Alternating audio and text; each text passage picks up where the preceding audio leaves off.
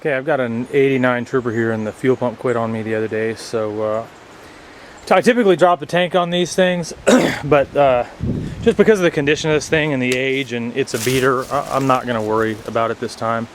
I've done this once before, and I read a lot about guys doing it. You know, you can cut a hole in the floorboard, and considering, you know, the overall condition of the frame, and I don't want to get up in there and start, you know, more than likely these bolts will all break off and strip out and stuff, so I'm just not going to mess with it. I'm going to cut a hole in the floor right here and access the fuel pump through here. I figured I'd go ahead and document this because it may be of use to somebody that has to do this in the future.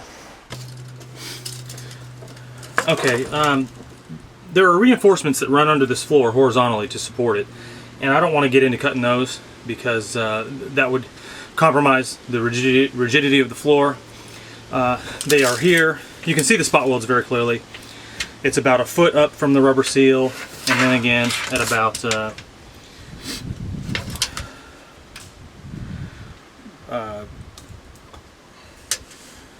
almost 2 feet, little less than 2 feet.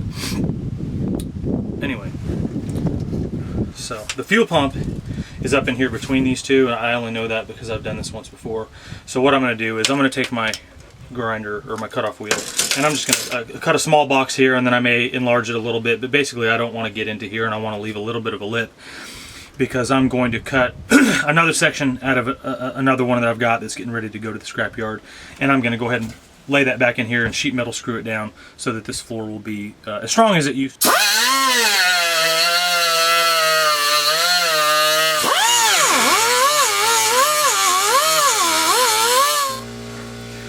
I've got a little bit cut out here, and I just want to pry open and kind of get an idea where I'm at in relation to the fuel pump. You know, you can do this with a Sawzall. That's the way I did it the first time, and there's a couple of problems. You know, number one, the Sawzall blade kept hitting the tank and wanting to bend. Secondly, I got over here and kind of nicked some fuel lines and some wires, and you know, I mean, it can be done, but and I didn't get nearly, you know, the straight edge that I'm going to get with the cutoff wheel. So I'm not saying you can't do it that way, but I wouldn't recommend it. So the actual fuel pump is right here, and I'm going to make some measurements of this for reference to anybody else that's going to do this later. But yeah, I've cut a little bit further up here than I needed to, but it's not going to hurt anything. Like I said, I'm going to patch this whole section in with another piece. So you know, I've got enough already. I really just need to come over here maybe another 8 inches or so, and then come up and I'll have access to the fuel pump right there.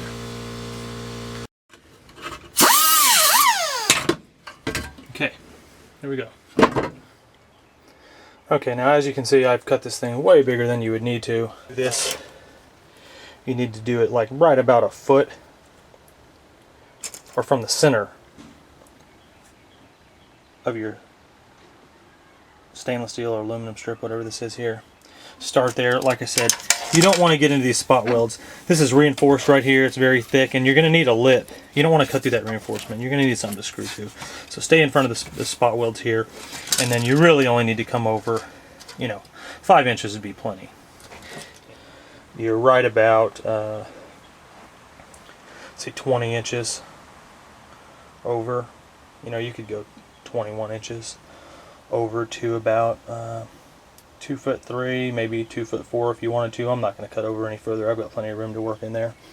But anyway, so I went and cut a piece out. I used the Sawzall. Like I was saying, this is the kind of results you get from a Sawzall. You know, it's not real clean. Like I said, you can do it. It doesn't matter. This thing certainly doesn't matter on this truck. I'm not worried about perfection here. I got lots of things to do today. I'm worried about getting this done. So you know, if you want to see it done perfectly, wait till Bart makes his video. So I'm just going to set the plate, and I've got these self-tapping sheet metal screws that I'm just going to put in there and hopefully be done.